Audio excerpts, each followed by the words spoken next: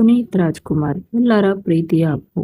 ಒಂದು ಕಾಲದಲ್ಲಿ ಬೆಂಗಳೂರಿನಲ್ಲಿ ಕನ್ನಡ ಚಿತ್ರರಂಗದ ಹೆಮ್ಮೆಯ ಕುಟುಂಬದಲ್ಲಿ ಒಬ್ಬ ಮುದ್ದಾದ ಬಾಲಕ ಜನಿಸಿದನು. ಅವನ ಹೆಸರು ಪುನೀತ್ ರಾಜ್ಕುಮಾರ್. ಎಲ್ಲರೂ ಪ್ರೀತಿಯಿಂದ ಅವನನ್ನು ಅಪ್ಪು ಎಂದು ಕರೆಯುತ್ತಿದ್ದರು.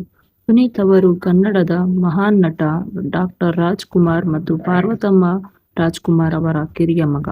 ಬಾಲ್ಯದಿಂದಲೇ ಸಿನಿಮಾ, ಸಂಗೀತ ಮತ್ತು ಕಲೆಯ ವಾತಾವರಣದಲ್ಲಿ ಬೆಳೆದ ಪುನೀತ್ ಚಿಕ್ಕ ವಯಸ್ಸಿನಲ್ಲೇ ಅಭಿನಯಿಸಲು ಆರಂಭಿಸಿದರು.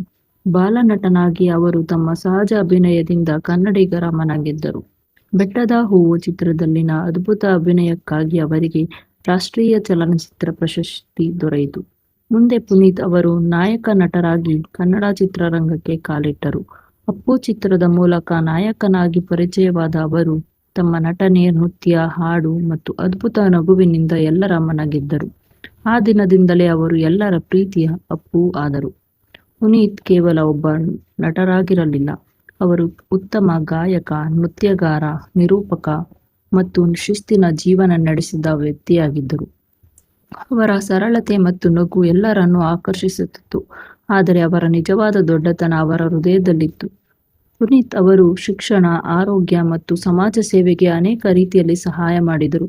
ಅವರು ಮಾಡಿದ ಅನೇಕ ಸಹಾಯಗಳನ್ನು ಪ್ರಚಾರ ಮಾಡಿಕೊಳ್ಳದೆ ಮೌನವಾಗಿ ಜನರಿಗೆ ನೆರವಾಗುತ್ತಿದ್ದರು.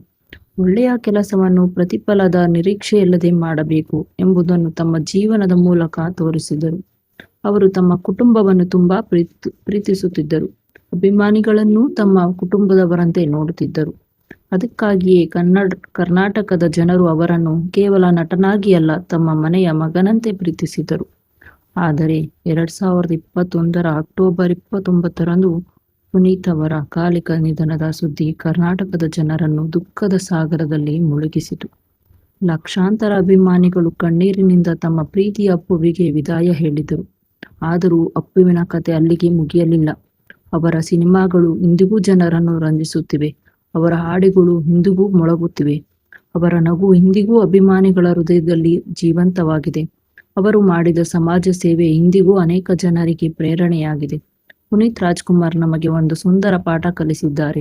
ಜೀವನದಲ್ಲಿ ಎಷ್ಟು ಎತ್ತರಕ್ಕೆ ಏರಿದ್ದೇವೆ ಎಂಬುದಕ್ಕಿಂತ ನಮ್ಮಿಂದ ಎಷ್ಟು ಜನರ ಜೀವನದಲ್ಲಿ ಸಂತೋಷ ಮತ್ತು ಒಳ್ಳೆಯತನ ಮೂಡಿದೆ ಎಂಬುದೇ ನಿಜವಾದ ಯಶಸ್ಸು. ಆದ್ದರಿಂದ ಪುನೀತ್ ರಾಜ್ಕುಮಾರ್ ಎಂದಿಗೂ ಕೇವಲ ಒಬ್ಬ ಸೂಪರ್ ಸ್ಟಾರ್ ಅಲ್ಲ, ಅವರು ಕರ್ನಾಟಕದ ಪ್ರೀತಿಯ ಅಪ್ಪು, ಕೋಟ್ಯಾಂತರ ಹೃದಯಗಳ ರಾಜಕುಮಾರ ಮತ್ತು ಎಂದಿಗೂ ಮರೆಯಲಾಗದ ಒಳ್ಳೆಯ ಮನಸ್ಸಿನ ಮನುಷ್ಯ. ಅಪ್ಪು ನಮ್ಮ ನಡುವೆ ದೈಹಿಕವಾಗಿ ಇಲ್ಲದಿದ್ದರೂ ಅವರ ನಗು, ಅವರ ಹಾಡುಗಳು, ಅವರ ಸಿನಿಮಾಗಳು ಮತ್ತು ಅವರ ಒಳ್ಳೆಯತನ ಸದಾ ನಮ್ಮ ನೆನಪಿನಲ್ಲಿ ಉಳಿಯುತ್ತವೆ. ಪುನೀತ್ ರಾಜ್ಕುಮಾರ್ ಸದಾ ಪ್ರೀತಿಯ ಅಪ್ಪು, ಸದಾ ನಮ್ಮ ನೆನಪಿನಲ್ಲಿ.